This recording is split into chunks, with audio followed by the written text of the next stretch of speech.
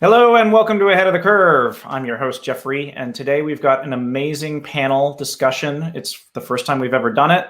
We're going to be talking about extended reality workflows. We're going to be talking about managing customers' expectations within extended reality.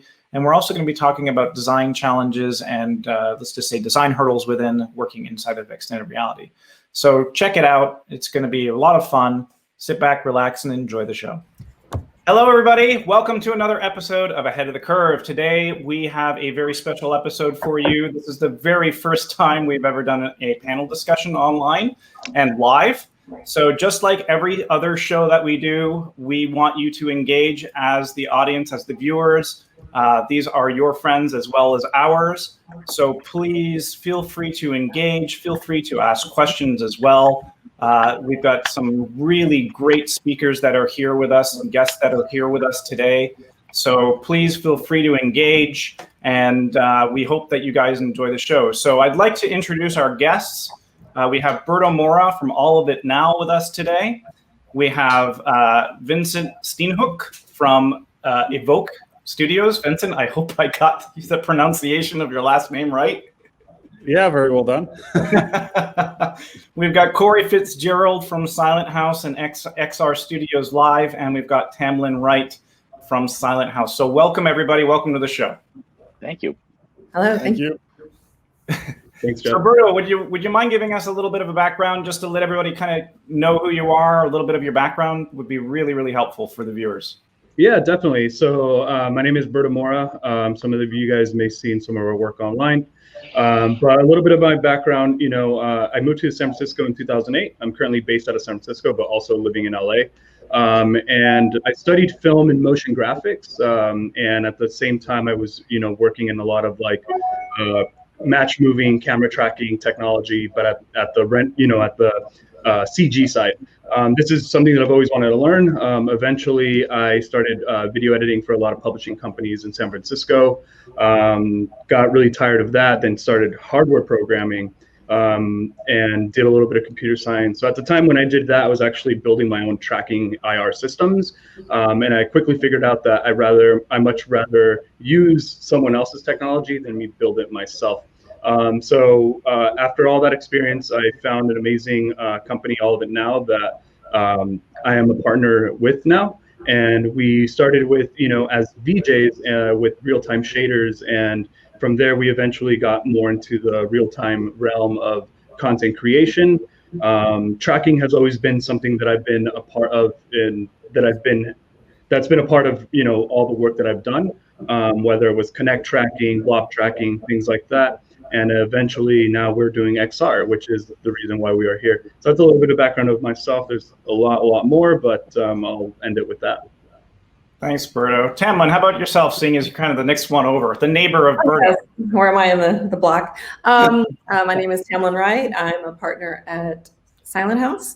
And I operate in the space of production design for broadcasts or any live venues production that you will have an audience in.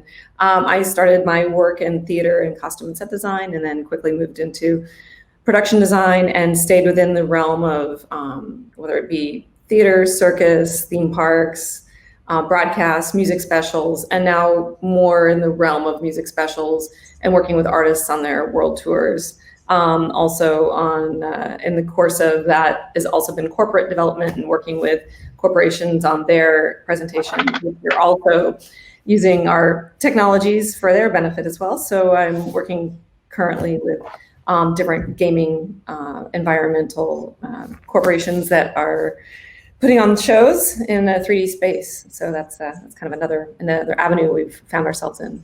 So. And Tamlyn, what else? You mentioned earlier that you've also been working kind of on the side or off to the side on another project. Would you mind giving us a little? Yes, actually, at the forefront of all this, part of why the AR and the XR worlds are so heightened at the moment is obviously the lack of being able to get 100 people in a room to be able to put on a show. So, part of unlocking our business is really crafting the key to do that. And the people that we all know and love that we work with are the people that can do that. We're working currently entertainment industry response with Dr. Stu Weiss, and we're unlocking the industry in a way that we've been across 25 shows and bringing them back in a safe way with medical advisement and staff and crew that are specially trained to deal with the COVID situations at hand, and putting COVID compliance officers in hand with disinfecting and also now testing to where we're able to keep a exceptionally safe space for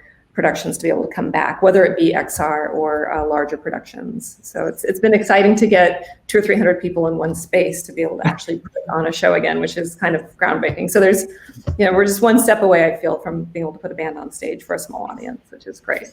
That is fantastic. Like that actually is really wonderful, because it really kind of helps breathe life back into the industry that we hold dear to our hearts, the one that we're struggling right now to keep up and growing, and get those live events back and get people back where they should be. 100%. Cory, how about yourself? Well, I am Cory FitzGerald. I'm also a partner in Silent House as well as in XR Studios. But my background is coming from also the theater. I come from a sort of tech lighting programming background, starting when I was real young, and then going into R&D for consoles with high-end systems and Whole Hog and Flying Pig and Catalyst development and a bunch of stuff on that original R&D side, and sort of on the forefront of using lighting consoles to control video and running hypnotizers and Green Hippo, various different things and all kinds of M boxes. And then getting into design and programming for concert touring, where I kind of ended up for the last 15 years or more. So it's been a bit of a journey. Started doing my own design work, started getting my own clients and putting shows together for live events, broadcast, TV, award show appearances, that kind of stuff. And then getting into more producing of that. So getting into control, sort of as you design a show, budgeting it, dealing with the vendor, dealing with stuff, and then eventually sort of being into more creative directing, creative producing, on helping other people sort of build shows that they like, and sort of running budgets and running the overall components of that. So I think it's kind of a natural transition as we got into the XR world and the non-audience pandemic, pre-post current pandemic, whatever it's going to be, situation of using the technology that people have been working with and developing, and sort of building a way to apply that to shows in a way that, in a model that made sense before and after, hopefully. So kind of helping budget things, dealing with schedules, dealing with anticipating problems, anticipating tech problems and personnel problems and all kinds of stuff. So using that kind of creative design direction and producing model to sort of help the artists and the technicians and the scientists put all this together and make it a usable show, as opposed to just we can do this, but we can't do it in 24 hours. So we've been dealing with a lot of questions, and we can talk more about it later, I'm sure. But just how do you monetize this, and how does it make sense, and how do you bring the cost down, and all the things that are really complicated with it, because it's a whole new world of bleeding edge technology, as we've been talking about. So anyway, that's where we're at now. Yeah, it absolutely is. I mean, the workspaces and the places that we have explored over the course of the last 7 months have been absolutely insane. I mean, being able to pull together, say, the panel, just for example, today is just incredible. Talking about extended reality and extended reality workflows and augmented reality, and bringing all that to life is pretty darn exciting. So Vincent, how about yourself? Can you give us a little bit of background about where you're from and where you are right now? Sure. So I'm from the Netherlands. I live in London. I'm currently in Hilversum in one of the television studios to work on an AR production. I have a background in theater. Studied lighting design in London. Moved there about almost 10 years ago now. I got really infatuated with media servers and projection mapping and kind of tracking technologies, and ended up spending some months with Green Hippo, going down the manufacturer route, because I thought that would be an interesting side of the industry to see. Still stuck after touring. Yeah, well, there we go. So it has a sort of grasp for sure. So from there I joined Disguise as their first QA and support guy in 2014. And I stayed there just over 4 years, traveled the world, did really all kinds of great fun shows, meeting all kinds of great fun people. And then I freelanced for a while, running, all kinds of mostly D3 based shows or disguise. And then late last year, together with two friends, founded Evoke Studios. And I still find it hard to tell you where we're based. I'm based in London, but my partners are based in Latvia and Spain. Our producer is in Berlin, and we work with people from everywhere. So we are kind of naturally socially distant, if you will. But we still need to find our way into the same room sometimes to actually put a show together, like we're doing right now. Yeah. You touched on something that's really interesting, is just the sheer fact that even with these new workflows, we can now basically easily work remotely in a lot of cases and be able, I know, Berto, you've done some experimenting kind of earlier on with using VPNs and setting up VPNs to negate different types of protocol traffic and things within the systems to be able to control them, say from a lighting desk across seas and that kind of thing. So I think that's a really interesting kind of outcome of what's kind of happened over the course of the last several months, and have forced us to kind of change some of the workflows and the ways that we work right now. So I wanted to kind of dive in a little bit as well into why we're here today, speaking about extended reality and extended reality workflows. I think one of my first questions I kind of want to pose to Berto, which would be, right now, what are your general thoughts about where we are sitting inside of an extended reality world? And what are your thoughts about, the present state of virtual production? Yeah, I think, virtual production is, very much in its infancy. As we are working on different projects today, we are all being a part of the development of that future of the technology. A lot of the technology that we use today for XR, the thing about all this is like the technology has already existed. But what we're doing here is we're creating a solution, and we're finding bits and pieces of different types of technologies, putting them together and creating this new coin term that people are calling XR, which is extended reality. But I think the future, the future of this is if we keep, using it, keep, pushing the hardware manufacturers and our clients to use the technology. I believe that, it's definitely going to grow. I'm not sure if it's going to, when live events come back, if it's still going to be a thing, or who's going to be the key users of the technology. Eventually, I think the technology will probably end up mostly in film productions, because it has opened up a lot of real-time capabilities for the film world, where in the past they have done, they shoot the piece, send it off to a different country, and they wait months to get that result back. So I think that's kind of an idea of where it's going to go. And, eventually my biggest dream is, having AI or, deep learning to enhance everything that we're doing and make it even better. And yeah, the possibilities are very endless of what, virtual production can offer to a lot of different industries here. Yeah, absolutely. Tamlyn, what are your thoughts about the whole kind of virtual production scene now? How do you think it's going to fit in with what might come, say, a year down the road, when there might be a vaccine or some sort of way to alleviate the effects of COVID?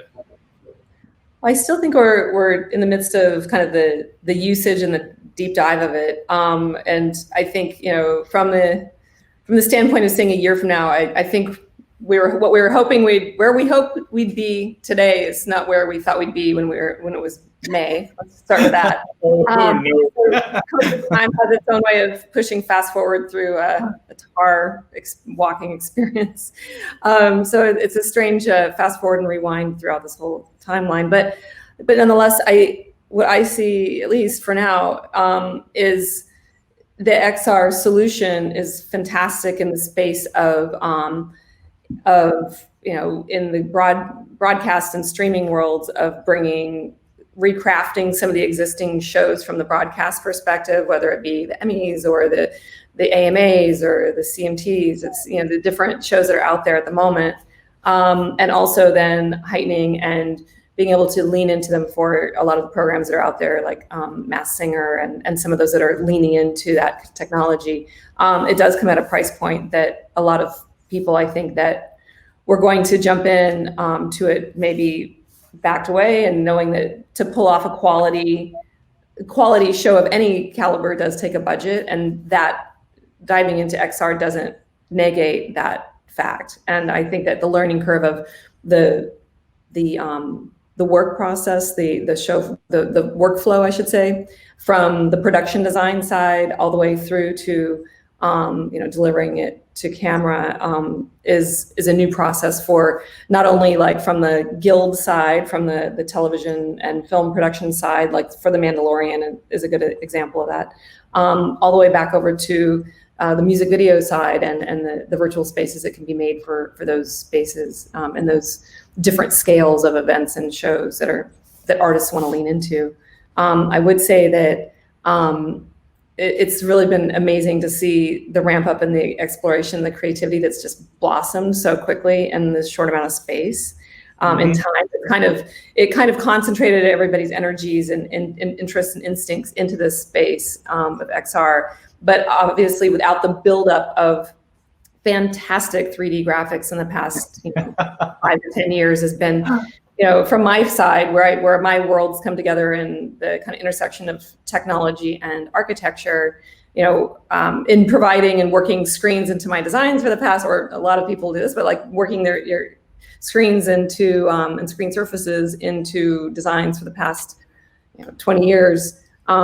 There's been markers along the line that have taken us to a space where when watching the broadcast, you're like, is that a real set? Is that a real space? And as a viewer, you're questioning what you're watching and trying to understand what that reality is. And we've exceeded and hit those marks along the way prior to this pandemic and being in the space of having to lean into XR. So we were ramping up to this, but then it hit fast forward, obviously, in this space.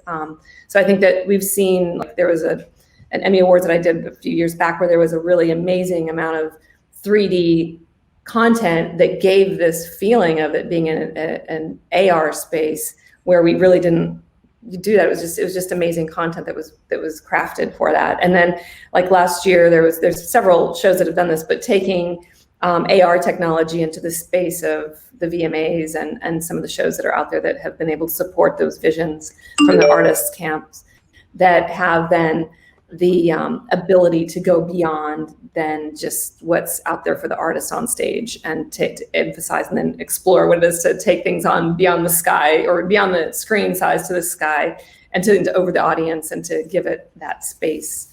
I think that a year from now, where I'm seeing things changing for me is it's about how many audience will be in the space. Right now I'm on a production that it's integrating AR into a design space of a real, in an arena with only like 200 people. There'll be 100 people in the chorus and then 100 people in the audience. And it's for a Chinese video game anniversary broadcast. So it's a very unusual space to be in when there's different kind of boxes to tick from the client side of here's our what we want. We want to have a live orchestra. We want to have some performances on stage, and there's going to be 100 people in the audience. It's only 100 people. And then what are we doing with the rest of that space? And those are then you're answering questions of not only the art, expanding the architecture and the environment that's suitable to your client, but then also what are you doing with this new space that you found that's filling where the audience was when they're watching from a different portal.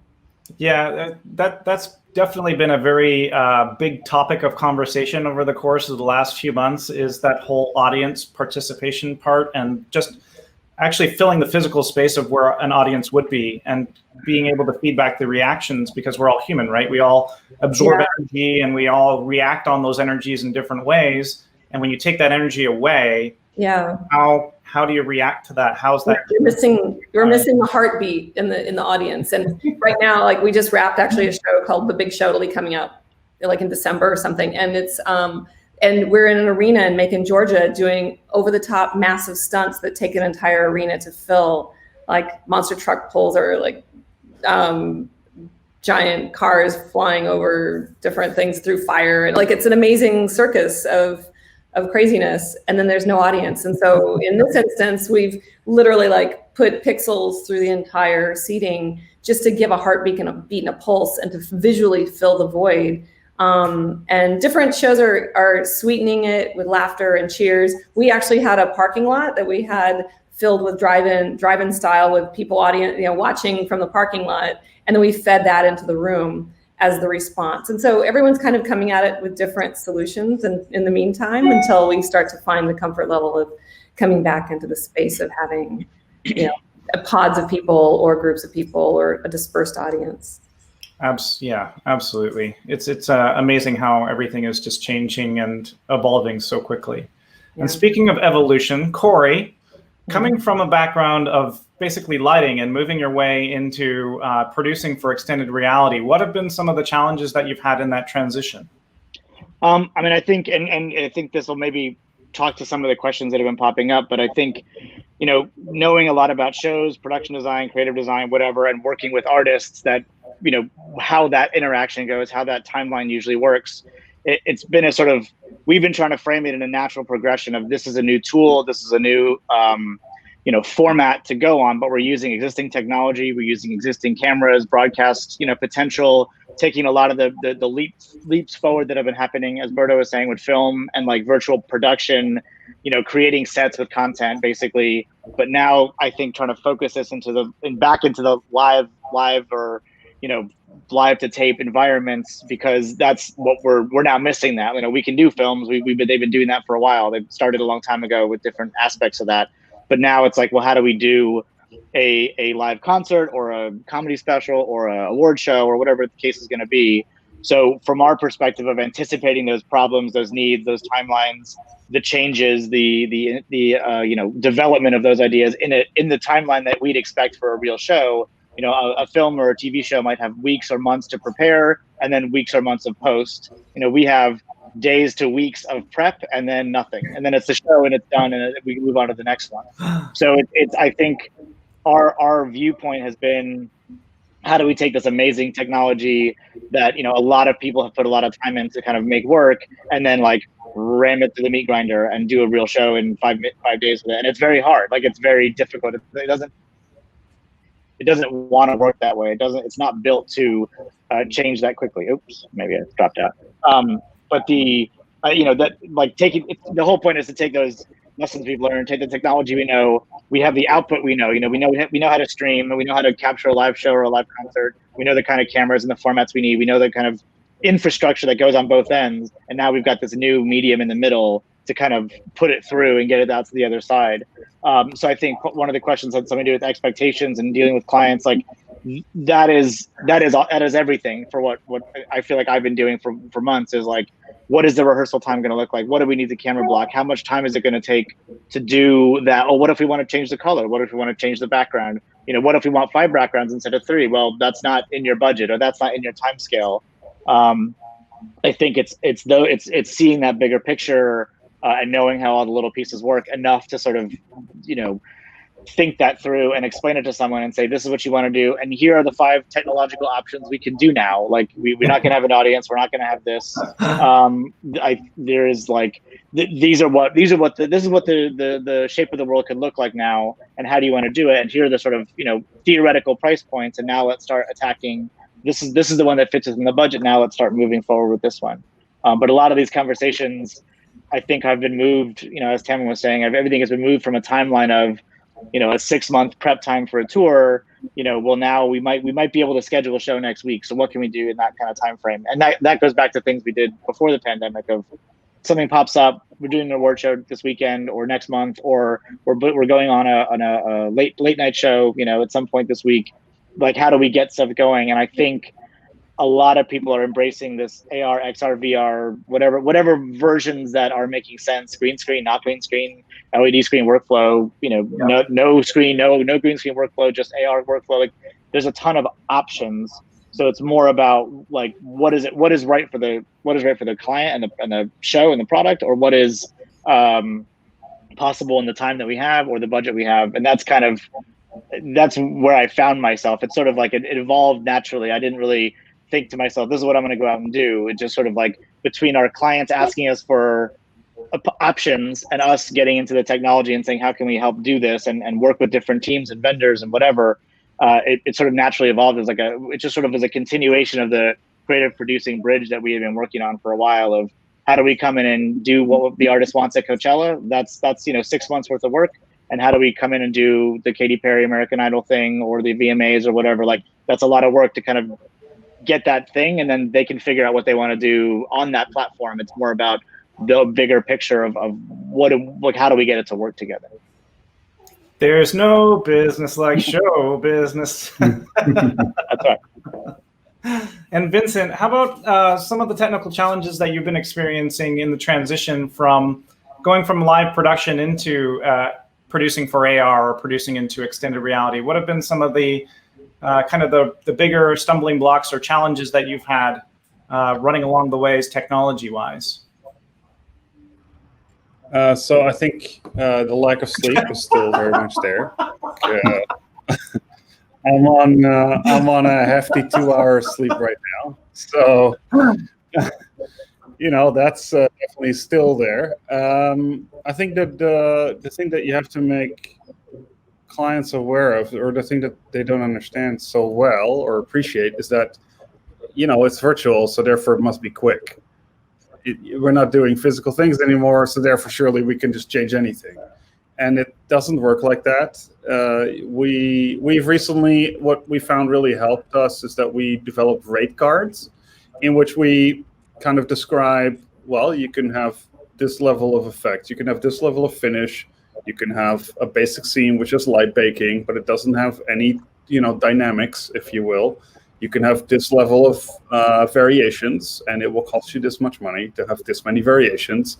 And that way we can kind of block out the workload and also make sure that we can fit the budget, because there is a lot of,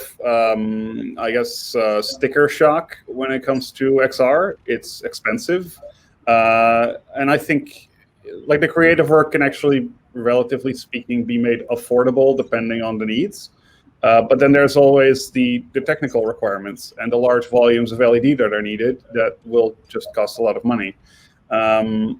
So we see a lot of conversation also surrounding green screen and how that can be the alternative, or a combination of the two to lead to more kind of competitively priced productions, which makes a lot of sense because, no economy is doing well right now, so everyone cares about that.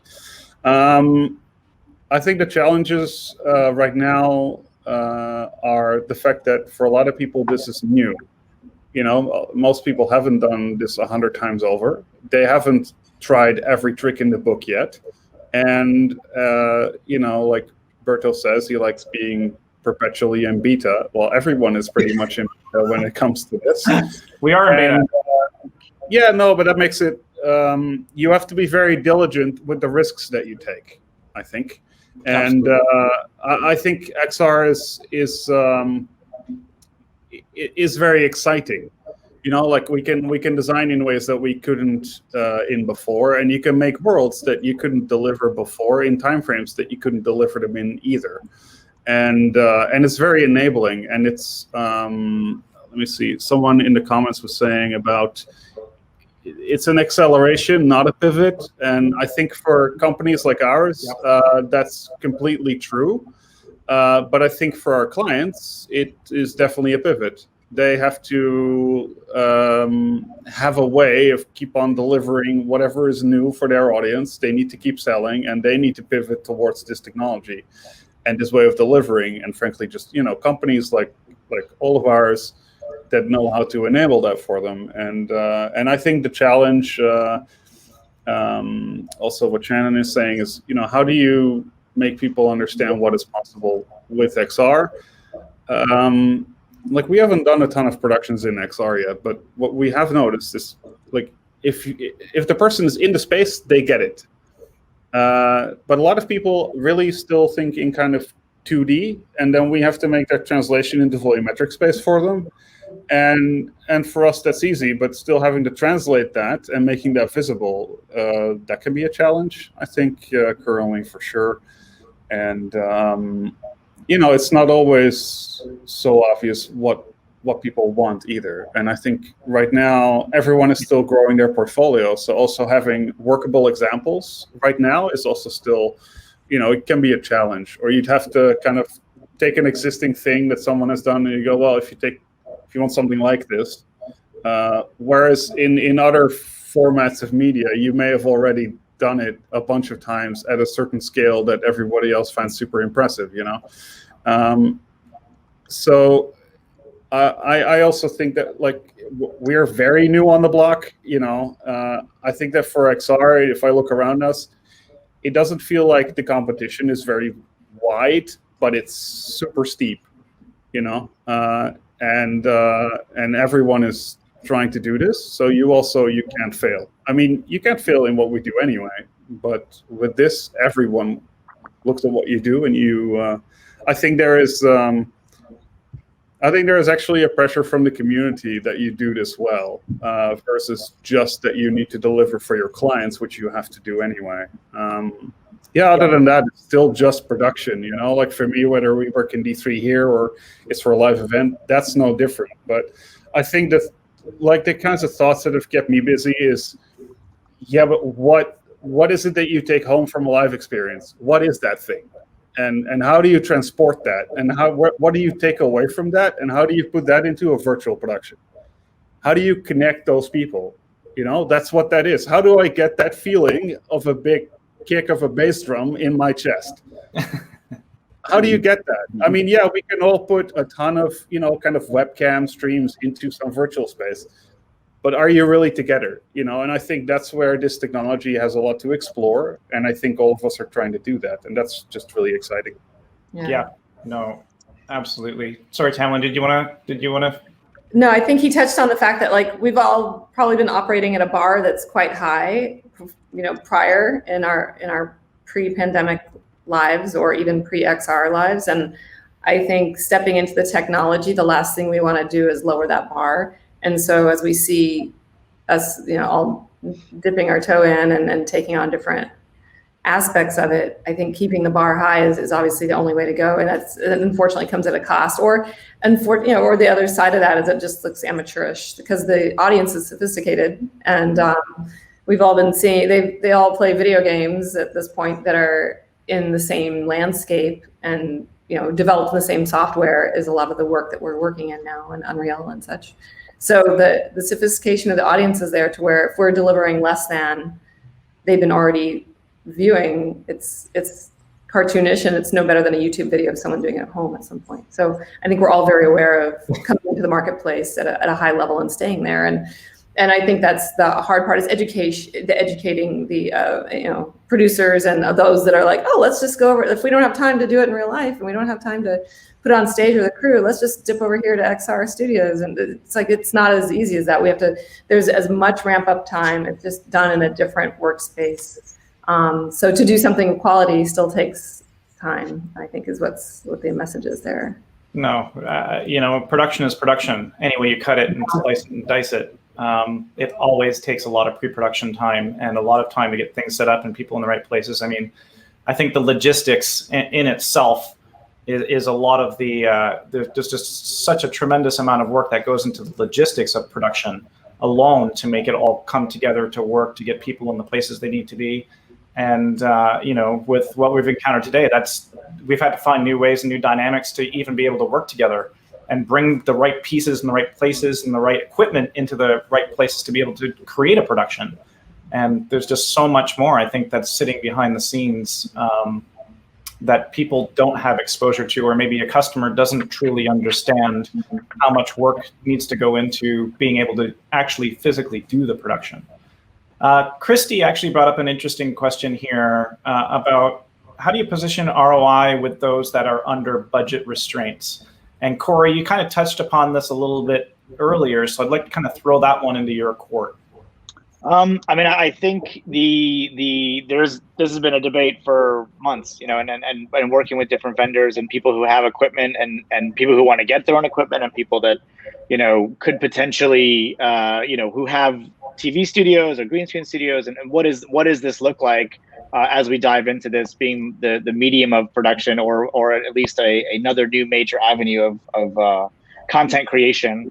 And I think it's expensive. Like that's like the bottom line is like we need to sort of, going back to what you just were talking about, like all of that film post-production that you'd expect is now added onto a pre-production cycle in cost. And then you're still talking about a medium to large size tour worth of gear in the room to make it, and people to make it happen. So there's been some great photos floating around on various things about like the room inside one of these studios with like 50 people, spread out over, 80,000 square feet or whatever it's going to be. It is taking all that in consideration, and then educating, going back to all the questions of like educating the artist and the clients and the vendors on what it takes to do this and do it well and do it properly. It is an expensive way. So there are other options that are less expensive if that's what the medium demands, and we can do it for certain ways, or bringing our goal is to bring the cost down ultimately to make this more affordable. But it is a bleeding edge technology. It does take so much to get it done and get it done right. But it is, again, shifted all to pre-production. So when you're amortizing those costs, how do you make that end product justify the cost of all that? And I wish I had a better answer. I've had these conversations 2 to 3 times for 6 months with different people of like, well, what is the output? How are we getting ticket sales, or how are we getting viewership or sponsorship? And those people are still figuring that out as well. There's a few paths people have tried, just like Tamlyn was talking about, everyone's tried a different audience technique, and some of them are great, some of them work, Some of them are a little flat. But you brought up a pretty good point there. And like it's the same thing with ticketing. Are we talking about stream sales, pay-per-view sales, live to drive-in single-use sales? Like what is that output model, and does it justify this technology medium and cost?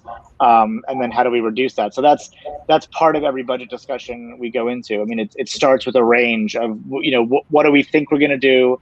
We were very good at knowing, okay, you want to do an arena tour, you're going to sell this many tickets, you want to spend this much on production. Here's what here are 2 options it could look like. That's a 30-minute conversation and a couple days of drawings and renderings. Like that's what we've been doing for 10 years. Like that's easy. But now it's like, well, we want to do a show, and we don't know we have an audience, so what are we going to do with that? And it's a much more nuanced, complicated conversation of what do you want to do? Who do you want to reach? How do you want them to see it? Is this something that's worth it to spend a bunch of money to make it look great? Or are we doing things repetitively? That way we can amortize those costs. Are we doing multiple shows a week? Are we doing multiple artists a week? Are we doing a concert series? Are we doing a drive-in series? Like there is an infinite number of options now. So it does really take a village to kind of put together a budget and a structure. And then the investment on the ROI of like, if it's talking about gear or technology, I think you have to sort of take the leap and think long term that there are uses of this technology. If COVID evaporated like tomorrow, we could still. This has been in progress, and it will continue to be in progress. It is still a tool that we should be able to use and keep working and progressing on for a variety of reasons, not just because there's no audience today. So I think taking that virtual production workflow from film and TV, moving it into a live space in a real-time environment is the goal. And it's as we all do it, and as more places come up, it's naturally going to drive us back into a pricing model that makes sense, based on the output model. And we're still in a bit of flux of figuring out how to sell tickets to things that people don't know exist. So I think there's a lot of flux going on. Yeah, without a doubt. Berto, I want to throw a question to you, actually, from David. Yeah. He said, in a world where any visual elements are possible or is possible, are you folks receiving briefs with specific visioning, or is it seemingly a consistent state of tinkering? What are your kind of thoughts based around that? Yeah, so I mean, at Alba now, we've been R&Ding a lot of this technology, or the possibilities with this technology, for the past probably 2 to 3 years. We've, me as the main R&D person at Alba now has, as you've seen a lot of the demos that I've done, I've been doing a lot of experimentations of what the possibilities of the technology can do for us. So, when we get a client that comes to us and says that we want to do this, we present them with what is possible with the technology, and we let them know that the idea is either possible or not. And before we even get a project, we make sure that they themselves agree that what they're trying to do is either possible or not, because once we get into the production phase of it, you're going to have a lot of issues if they're expecting something that you promise them that is not possible. So that for us is, for me, with the experience that I've had, I'm able to kind of showcase that to the client and be like, you can do this and this, but you can't do that.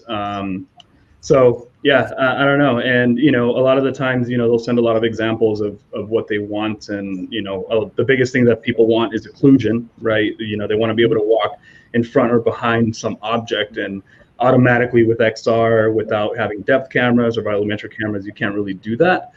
So that's the biggest one today that everyone really wants. Yeah, hopefully that answers his question. I think that kind of covers it. Actually, I want to throw one more at you, just Ted, really quickly. What's your favorite Unreal marketplace asset? Because I think you'd probably be one of the best ones to answer that really quickly. Oh, geez. There's a lot of great ones, but I think the level design asset is really, really nice. That way you can actually create things. It's kind of like a cloner system. It allows you to create instances of objects really, really quickly. And I'm also a big fan of the foliage tool to create landscapes and more realistic, outdoor environments. The sky, I can go on forever. Sky rendering that it has is, pretty amazing. Yes, Quixel's great. It has allowed everyone to be able to create realistic, physically based scenes, which is something that Epic has done greatly. Is Epic really wants people to use their tool, and they want to be the king of I see Epic as like the Google of 3D, right? They're gonna go out and buy every 3D company, and they're gonna own the pipeline and workflow. There's I really hope you're not right. I hope that they can stay independent. Yep. We'll see. That's the way I see it, as they keep buying out companies that are related to 3D technology. So we'll see where they go with that. Yeah. Tamlyn, I wanted to ask, what have been some of the challenges that you've had in designing for extended reality or augmented reality? You're looking at, from set design, and Cory, I was going to ask you in a minute too, kind of already wrapping up on time, but I wanted to kind of get kind of your insights on creating visuals and being able to bring those scales and the different types of designs to life within extended reality, because the workflows are somewhat the same, but also very different in a lot of ways as well. Correct. Currently on a project I'm on right now, it's a good example. It'll be a show called The Glory of Kings is the translation. It's a game. It's working with the Tencent gaming out of China. And what we're doing right now is we're creating this, we're putting in a full show essentially in an arena. We're filling up an arena with a stage that there will probably only be 12 people on. There will be an orchestra, but at the same time, they're wanting to bring in their gaming elements, which is it's a fantastic use of AR in a way that they'll be able to come in with dragons and oversized warriors, and they'll be able to bring in the Can I go?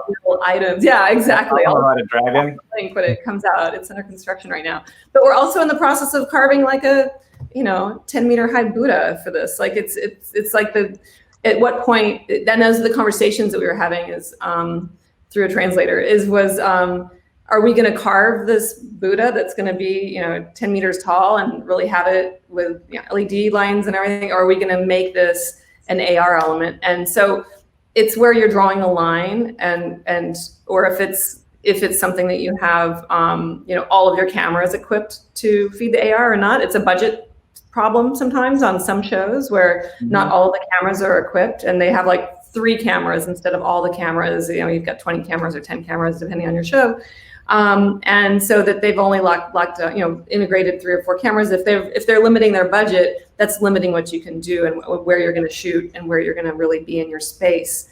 So it's a camera cost issue sometimes, but it's also a creative issue of in this instance, we're going to have 5 or 6 different musical act numbers, and each of those will then have an integration of different gaming elements that they'll bring into this space of an arena, which is going to be fantastic. We're still in the process of talking about how they're dealing with the audience. They haven't come around to that reality yet. As we're talking through, they're starting to see that they're going to have some gaps to fill. So as we're kind of pointing out those things, those are kind of more conversations that are evolving and in the process that we're hot in the middle of right now, and after 6 o'clock every night. But what's exciting is where we're starting with what we are including and excluding. So when we're doing our drawings and developing in cinema, we're bringing them up, or in Unreal, and we're bringing them up to a certain point, and then we are continuing them on and then handing it over to their video game artists that are filling in the blank. And that's a very unique situation because they obviously have the assets that they're plugging and playing. Whether it's that I'm creating like plinths for them to land on, or if those plinths are going to just appear and then their dragons are going to land on those. So it's a matter of time and money, whether you're going to spend that in the computer or in the shop with guys loading it in on stage. So it's really, I don't know that there's a money offset, because there's still time in design and there's still time in creation that has to be had. It's just a matter of where you're moving those assets for your load in, for your what's available in the space that you've got, and the realities that you need to have for your client, I think. Obviously that's a fantasy client, that's fantastic, but that's not going to work for an Audi car show or something. It's going to be a little bit different construct. So. Yeah, absolutely.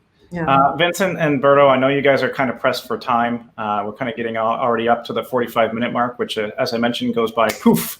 Mm-hmm. And I feel kind of bad because I haven't been able to fully engage. But Vincent, before you run off, kind of just touching on some of the things that Tamlyn was speaking about, what have been some of the challenges that you've had as well from bringing basically the physical and virtual designs together in a singular space? So I think it takes a lot of consideration where your camera is going to move. And I think with that, actually one of the, I wouldn't call it a challenge, but I think with, shall we say, conventional content, you don't have to worry whether or not the cameraman is going to understand it and whether or not they're going to find the shots that really you have in your head. And if you're on very short production schedules and there isn't a lot of time for rehearsal, maybe you just won't get what you had imagined because that person doesn't really get it. And that's really, to hit on what Tamlyn said earlier, there really has to be an education step, not just towards the client, but also the wider production team. And, as far as what she said about this big Buddha, we haven't been in that situation yet, but it's quite interesting, right? Because you have to think about what are we going to be interacting with? Is my actor going to lean up against something, or is it not really that kind of a thing? And I think that's exciting for XR.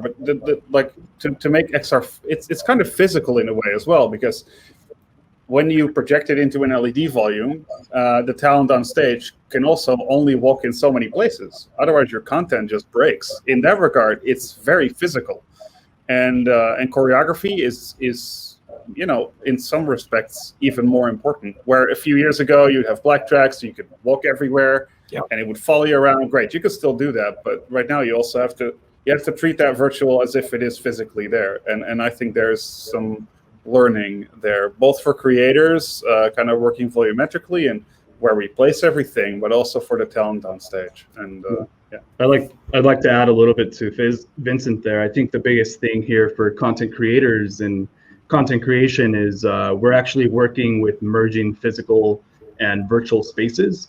So scale is a very, very big thing with this technology. So, a quick example, when I first started doing my first AR show before XR, I didn't think XR existed back then or knew what it was. But, I created graphics, and at the time when we were doing the AR, nothing really, really worked. And I was like, well, why isn't it working? And, I quickly realized that my scale was off. And someone once told me, the biggest thing of XR is that, or augmented reality is you don't know if the object is really far away and really big and it looks like it's properly in your frame, or it's really, really close to your eyes and really small and it fills up the frame, right? So I think that right there alone is, the biggest thing of the creation of merging the physical and virtual world is scale. everything is true scale. Everything has to be, where we spend half of our time calibrating scale on site. Once everything is working, we make sure that a meter is a meter, half a meter is half a meter, and so on. Just a little note there with that information. So to answer Isabel's question, and after that I have to run because I need to run the show. Yes, the actors do have a view of the composite output. They need one, actually. As much as it helps tremendously that they're in the volume and they can interact and they can see everything and it speeds things up massively, they definitely need a screen where they can actually see and place themselves and feel, kind of immersed in that place. Yeah, I think I was going to say, I think one big value there is that you can now have visual cues for your performers as well. If you put a platform on the XR stage and you say, this is the platform, the void is the black piece of the content, don't step there, else you break the illusion. You're able to kind of guide your performer based on the visual aspects of the XR projection that's happening on screen. Yep. And that's a huge thing for artists to see. I mean, and to feel comfortable with. I mean, they've worked with video floors, they've worked with video screens. This is a natural environment, and it feels more natural than you would expect for them to walk in and be like, oh, that's where that is. I get it now. I saw the renderings. This makes sense. But I would also say what you guys have been talking about. The hardest part with all that is the anticipation of needs. Like, we used to know, we create a physical space, we create the look, the light, the content, and then they create the performance within it. But now the performance, just like really going back to theater, is so integral to the lighting, the coloring, the physical space, the physical amount of movement they need to do, the amount of dancers, the amount of interaction. It's creatively tied together. Not to mention all the 10 systems in the room that are talking to each other about physical space. But now you enter in the performance, whatever it is, to that is just another component. So if you want them to move 2 feet on a visual cue, they have to do that, and the lighting has to follow, and the content has to be balanced, and then the camera shot has to match. So all of a sudden we're going to cut from this camera to this camera, and it has to make sense, and we have to see the right background, and we have to be able to make that shot, or they have to be able to move 10 feet in their performance and get the correct shot. So it is the anticipation of needs is like cubed from what it used to be, and now the timeline has to be really thought of not only from a directorial standpoint, but getting them to understand the process and to get to understand the camera blocking and the timeline of building all that together. It can't just be made up on site, or we can't just shoot, like, let them come into the Grammys, do a performance, and we'll figure out how to shoot it later. It's like, we need to start with the storyboards and start with what are we trying to do, and then build the content to match that. And then, I want to walk, like Berto, seclusion is a huge thing. Like, I want to be able to have this whole Buddha and be part of it, and then I want to walk around it. It's like, well, we're on site, we're looking at that. You can't walk around it. It's going to ruin the whole show. We need to stop down for 3 days, rebuild the Buddha, and come back. Like, that's the level of complexity that it's at, where you need to anticipate all the needs as much as you can. You'll never anticipate all of them, but as much as you can, more so than before. So that's all. Absolutely. Well, everyone, we kind of hit the end of our time. I just wanted to thank you all for coming on the panel with me today. It went by just so incredibly quickly. I'm sure we could have kept this conversation going for hours and hours to come. There's been a lot of comments that have kind of filed in from the viewers. I'm sorry we did not get to all of your questions. We will definitely make sure to kind of rope back and get to some of those questions, or those unanswered questions that we weren't able to not able to answer during the show. And I just wanted to thank everybody for being so supportive, for coming and watching the show week after week. It's been great having you view the show and be so supportive. And to the panelists, guys, I thank you so much for being here with me today. It's been absolutely fantastic. I'm hoping we can kind of carry the conversations on offline and just kind of keep things rolling. So everybody, thanks for coming on the show. Next week, I'm going to be touching on some subjects that are pretty interesting as well, going into law inside of entertainment and talking about intellectual property rights, talking about patents and trade secrets and things like that with 2 unbelievable women from Nolan Heman LLP out of Los Angeles. So please be with me again next week. And to everybody, every single week, as I say, stay ahead of the curve. Thanks, everyone. Thanks, everyone. Thank you. Bye-bye.